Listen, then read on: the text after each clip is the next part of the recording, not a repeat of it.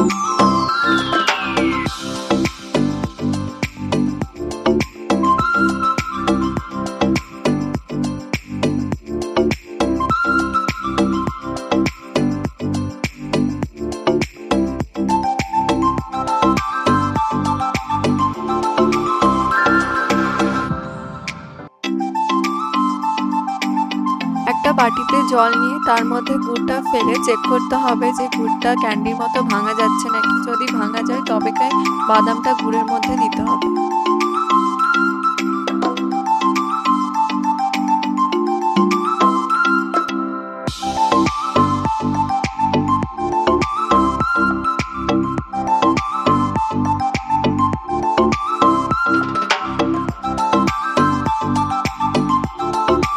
থালাতে আমি একটু সাদা তেল মাখিয়ে রেখেছিলাম যাতে এটা আটকে না যায় আর ইজিলি কোনো শেপ দেওয়া যায়। এই গুড় বাদামের শেপটা তোমরা হাত দিয়েও দিতে পারো। যদি হাতে বেশি গরম লাগে তাহলে তুমি বাটির পেছনে একটু তেল লাগিয়ে ফ্ল্যাট করে নিতে পারো।